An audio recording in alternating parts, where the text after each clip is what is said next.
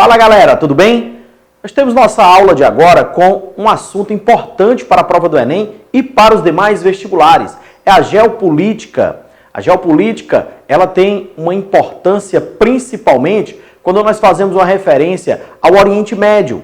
E no ano de 2019, nós temos um tema a ser abordado que vai desencadear toda uma transformação existente na área do Oriente Médio. Quando nós falamos de Oriente Médio, nós começamos a fazer uma associação entre povo e religião. Normalmente, e de maneira errada, associa-se que todo o Oriente Médio ele é formado pelo povo árabe e de religião islâmica. Mas acompanhe esse nosso mapinha que você vai ver que os povos existentes na região do Oriente Médio eles são bem diversos.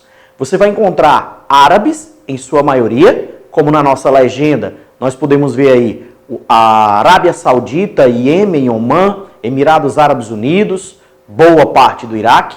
Nós vamos encontrar turcos, a área da Turquia. Nós vamos encontrar a região onde nós vamos destacar os persas, o Irã, ao contrário do que muitos imaginam, essa região do Irã ela é uma área de resquícios do grande império persa e do povo, tá? Encontramos judeus na região de Israel e diversos outros povos, a destacar os curdos que estão localizados nessa área em vermelho, onde nós temos território da Turquia, parte da Síria, do Iraque e do Irã. Dentro desse conjunto de países, nós vamos mostrar que a religião predominante dessa região é o islamismo. Imaginamos o islamismo dentro dos dois grupos principais, dos dois grandes eixos, o eixo dos sunitas e o eixo dos xiitas. E aí é preciso você ter uma observaçãozinha quanto a essa divisão da base do Islã, e que os sunitas formam a maioria na grande estrutura dos países que adotam essa religião. E os xiitas, eles vão estar numa menor proporção de seguidores, mas destacadamente no Irã e no Iraque, eles têm essa composição de maioria. Lembre-se que esses dois troncos maiores do Islã, eles possuem grupos menores, como, por exemplo, os alauítas, que estão no poder na Síria. Falar em Síria, você vai lembrar do assunto sobre a famosa Primavera Árabe. Tá ok? Qual é o ponto de importância econômica dessa estrutura? Observando esse mapa, nós percebemos que, além do Oriente Médio, o norte da África, ele vai ser composto de população predominantemente islâmica, tá? E que toda essa região, ela vai ter uma importância econômica e estratégica muito importante. Veja que a estrutura da região, ela sempre possuiu diversos povos dominando diversas estruturas, e aí você vê um mapinha do Império Persa. E eu quero que vocês prestem atenção a esse mapa, porque nós vamos destacar o Irã. Lembre-se de que, ao estudar a geopolítica, você vai sempre acompanhar um mapinha, tá? Para que você possa fazer essa localização. Importância estratégica de toda essa região, Oriente Médio, norte da África, a importância religiosa, a importância dos povos e também nós temos a importância econômica. Veja nesse gráfico que nós vamos ter a distribuição dos países de maiores reservas de petróleo do globo, destacadamente a Venezuela e depois a Arábia Saudita, Canadá e eu quero que você frise bem o Irã. É a partir daí que nós vamos destacar a famosa Revolução Islâmica do Irã. Feito esse contexto sobre o mundo árabe, sobre a área do Oriente Médio, eu lembro a vocês que o ano de 1945 é o final da Segunda Grande Guerra, a formação da ONU, Organização das Nações Unidas, e dentro dessa Organização das Nações Unidas nós destacamos o Conselho de Segurança. Conselho de Segurança formado por 15 membros, 5 com cadeiras permanentes, tá? E com poder de veto. O período da Guerra Fria marca a disputa entre Estados Unidos e União Soviética. E o Irã, dentro desse contexto, mantinha relações e aproximação com a União Soviética e com a Grã-Bretanha. Essa relação, no auge da Guerra Fria, ela trazia um desconforto para qualquer país inimigo da União Soviética, os Estados Unidos. Dentro dessa estrutura do Irã, nós podemos dizer que, a partir dos anos 50, a relação entre Irã, União Soviética e Inglaterra, elas ficam arranhadas a partir do momento da nacionalização de algumas estruturas, principalmente da Grã-Bretanha, que existiam dentro do Irã. É nesse contexto que os Estados Unidos eles vão começar um processo de intervenção dentro do Irã, incluindo a intervenção e a retirada do poder de muitos líderes que haviam sido eleitos de maneira direta. E este fato é marcante principalmente no ano de 1953. Essa atitude norte-americana, ela vai impulsionar a tomada, a estrutura de poder centralizada numa autocracia na mão do Shah Reza Pahlavi, ou Pahlavi. Então, quando nós temos esse conjunto de situações, o Irã ele passa por um processo de ocidentalização. Ele vai começar a adotar estruturas semelhantes ao convívio e ao modo de vida do ocidental, do norte-americano. Essa relação harmoniosa com os Estados Unidos, ela passa a existir.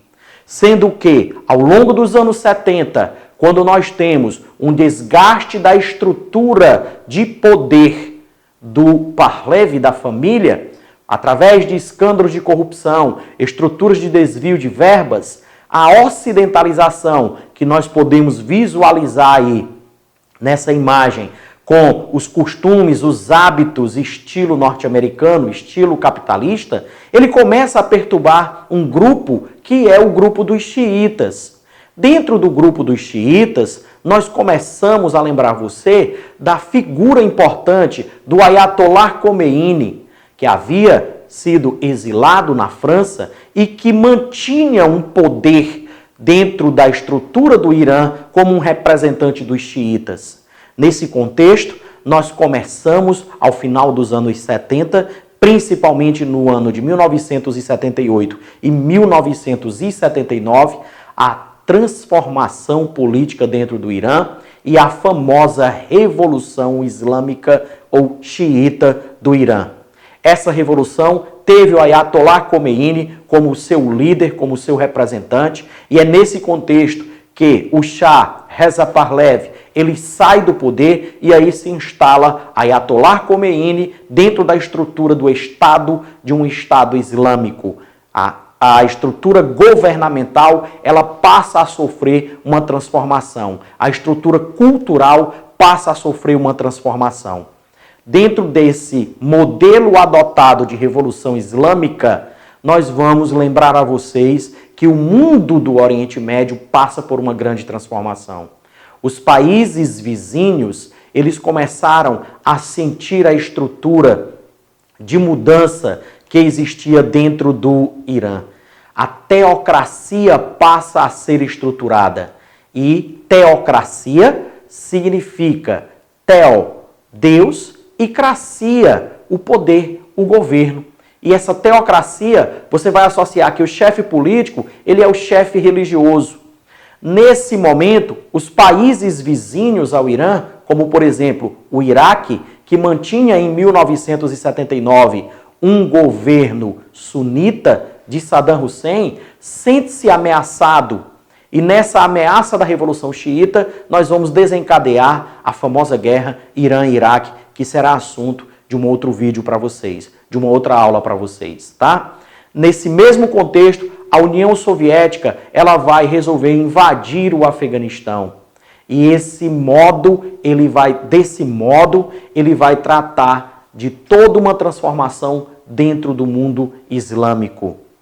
O Irã, comandado hoje por uma sequência de estrutura dos ayatolás, tem o seu líder supremo, Ali Khamenei, presidente à época de 81 a 89, quando nós tínhamos o Ayatollah Khomeini.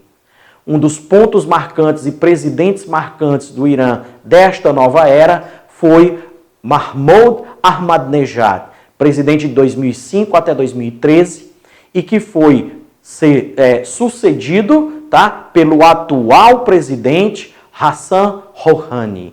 E aí é nesse contexto atual que nós vamos mostrar para vocês que a partir do governo Obama as relações elas começam a ser mais próximas entre Irã e Estados Unidos, a partir do momento em que o Obama consegue fechar o Plano de Ação Conjunta Global. Esse plano envolve as 5 grandes potências do Conselho de Segurança em um acordo para diminuir a postura nuclear, o programa nuclear do Irã. Esses países são Estados Unidos, Inglaterra, França, Rússia, China e o Irã. Esses 5 países, tirando aí o Irã, esses 5 países, eles fazem parte do Conselho de Segurança com cadeira permanente. Com a eleição de Donald Trump, a relação entre Estados Unidos e o Irã, ela começa a sofrer algumas alterações. A contar que o Donald Trump não aceitou o acordo fechado. E aí resolve anular e realizar sanções econômicas ao Irã, onde essas sanções econômicas, elas prejudicam a estrutura econômica do país. No acordo com Obama, o Irã aceitou a vistoria da Agência Internacional de Energia Atômica dentro do seu programa nuclear e assumiu o compromisso de que a produção ela deveria ser apenas para fins de energia elétrica. Donald Trump, no mês de junho de 2019, ele sofre acusações onde os Estados Unidos eles lançaram ataques cibernéticos contra o Irã, de acordo com a imprensa americana. Dias depois, foi a vez do Irã, fez a denúncia de que os Estados Unidos, ele poderia e havia feito a invasão através de drones em seus territórios. E esse fato acirra a situação entre Estados Unidos e Irã. Esse contexto ele vai trazer ainda alguns capítulos que vão movimentar bastante a geopolítica mundial e principalmente a geopolítica do Oriente Médio. Forte abraço e bons estudos!